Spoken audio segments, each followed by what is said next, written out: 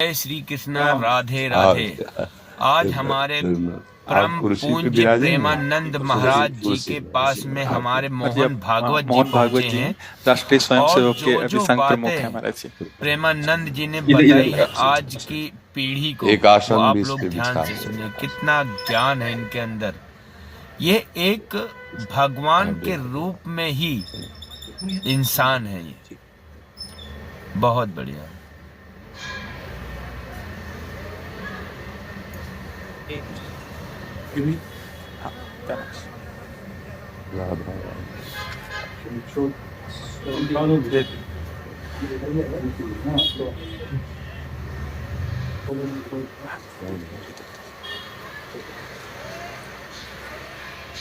आप विराजिए। माला ऐसे रहने दीजिए, बैठ। हम अपनी शिव जी को पकड़ेंगे।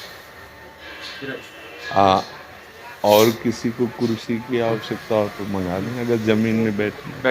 मेरा ही क्यों घुटी का जगह है जी महाराज जी, बस दर्शन करने थे। आपकी बात वीडियो पर सुनी तो लगा एक बार देख लेना चाहिए। चाह मिटी चिंता गई मनवा बेपरवाह, ऐसे लोग कम देखो। देखो, अपने लोगों का जन्म जो भगवान ने दिया है ना, ये सिर्फ सेवा के लिए दिया है। व्यवहारिकी सेवा और आध्यात्मिक सेवा, ये दोनों सेवाएं अति अनिवार्य हैं। केवल व्यवहारिकी सेवा ही होती रहे, हम अपने भारतवासियों को अगर हम परम सुखी करना चाहते हैं तो केवल वस्तु और व्यवस्था से नहीं कर सकते, उनका बौद्धिक स्तर सुधरना चाहिए। आज हमारे समाज का बौद्धिक स्तर गिरता चला जा रहा है, बहुत चिंता का विषय है। हम सुविधाएं दे देंगे, हम विविध प्रकार की भोग सामग्रियां दे देंगे, लेकिन उनके हृदय की जो मलिनता है, जो हिंसात्मक वृत्ति है, जो अपवित्र बुद्धि है, ये जब तक ठीक नहीं होगी तब तक हमारा देश धार्मिक देश है। एकदम हमारे यहाँ धर्म की प्रधानता है। तो इसी बात को बार बार हम सबसे निवेदन करते हैं कि ये जो हमारी नई पीढ़ी है, इसी से हमारे राष्ट्र की रक्षा करने वाले प्रकट होते हैं।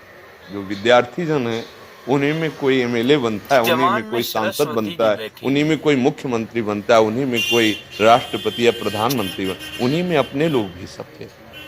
अब हमारी शिक्षा केवल आधुनिकता का स्वरूप लेती जाए और व्यभिचार प्रवृत्ति, व्यसन प्रवृत्ति, हिंसा प्रवृत्ति, ये नई पीढ़ी में देखकर बहुत असंतोष हृदय में होता है। इसीलिए कितनी भी शरीर में पीड़ा हो, हम प्रयास करते हैं जितने से जितने सामने हमारे भगवत स्वरूप जन आते हैं, पहले बुद्धि शुद्ध होनी चाहिए। मय्ये वो मन आदत्स्व मयि बुद्धिम निवेश है, तो निवशिष्यति मय्ये व अत ऊर्ध्वम न संशया, तू मेरे में ही निवास करेगा, अर्थात भगवदानंद में। अविनाशी जीव कभी भोग विलास में तृप्त हो ही नहीं सकता। हम अगर अपने राष्ट्र की विशेष सेवा, तो हमारे धर्म का परिचय, जैसा आप जन करते हैं, धर्म का हमारा क्या स्वरूप है, हमारे जीवन का लक्ष्य क्या है। हमें जितना राम जी प्रिय हैं, कृष्ण जी प्रिय हैं, उतने ही भारत देश हमारे लिए प्रिय है। जैसे राम भक्त, कृष्ण भक्त, वैसे हमारे भारत देश का हर जन जन हमारा आदरणीय और पूजनीय। पर अब जो मानसिकताएं बन रही हैं, वो हमारे धर्म और हमारे देश के लिए लाभदायक नहीं है। व्यसन का इतना बढ़ता स्वरूप, व्यभिचार का इतना बढ़ता स्वरूप, हिंसा का इतना बढ़ता स्वरूप, ये बहुत ही विपत्तिजनक है। अगर ये बढ़ता रहा तो हम विविध प्रकार की सुख सुविधाएं देने पर भी अपने देशवासियों को सुखी नहीं कर पाएंगे, क्योंकि सुख का स्वरूप विचार से होता है। सुख और दुख की स्थिति सत्य नहीं है, आगमा पाइनो अनित्यास, लेकिन हमारा विचार और विचार हमारा गंदा हो रहा है। बस हमारा उद्देश्य यही है कि हमारे देशवासियों का विचार शुद्ध होना चाहिए। अगर विचार शुद्ध है तो राष्ट्र प्रियता, जन सेवा, समाज सेवा, ये सब स्वाभाविक होने लगेगा। और विचार अशुद्ध है तो सुविधाएं बहुत हैं, उनका दुरुपयोग हो रहा है। तो बस आप सबसे बड़े बड़े जो उपदेष्टा जन हैं, जो बड़े बड़े धर्म की रक्षा के लिए भगवान ने जिनको भेजा है, उन सबसे यही प्रार्थना है कि सब व्यवस्था करते हुए हमारे देशवासियों की बुद्धि अध्यात्म को समझे। बिना अध्यात्म को समझे दुख सुख की समानता बिना किए परम सुख का अनुभव हो ही नहीं सकता।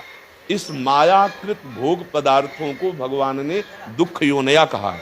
मानो एक बोर्ड लगा दिया, दुखालयम अशाश्वतम।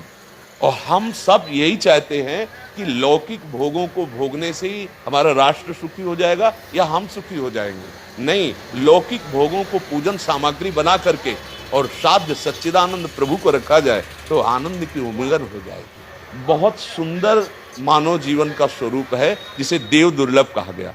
दुर्लभो मानुषो देहो। लेकिन क्या दुर्लभता शब्द स्पर्श रूप रस गंध इन्हीं विषय के भोगने की या इन्हीं सुविधाओं के लिए दुर्लभ कहा गया? दुर्लभ है किसी सच्चिदानंद सुख के लिए। और उस सुख को तो हम भूले हुए एकदम बहते हुए शब्द स्पर्श रूप रस गंध के प्रवाह में चले जा रहे हैं और इसी को सौभाग्य समझ रहे हैं कि हमें सुख प्राप्त हो रहा है। नहीं, हम सबसे प्रार्थना करते हैं कि आप अपने धर्म को समझिए। आप अपने स्वा को जहां जहां स्थापित करते चले जा रहे हैं, आप उसे गंदा करते चले जा रहे हैं। मदिरा में, हिंसा में, द्यूत कीड़ा में, व्यभिचार में। इसे दोष नहीं समझा जा रहा आज। और हमारे शास्त्र और हमारा धर्म इसको निषेध करता है। कलयुग की स्थिति बताई गई है। छोटे छोटे बच्चे व्यसन करने में लग गए। आज स्कूली विद्यार्थी जिनको ब्रह्मचर्य से पुष्ट होना चाहिए, वो ब्रह्मचर्य नष्ट कर रहे हैं। ये बड़ा चिंता का विषय है। हमारे देश के लिए जो जवान चाहिए, हमारे देश के लिए जो भक्ति चाहिए, उसमें बुद्धि और शरीर बल दोनों होना चाहिए। शरीर बल क्षीण हो रहा है क्योंकि व्यभिचार प्रवृत्ति में बहुत कमजोर अवस्था में, जैसे गेहूं की फसल है और गलेथ में काट ली जाए तो न दाना मिलेगा न सही भूस मिलेगा, ऐसे ही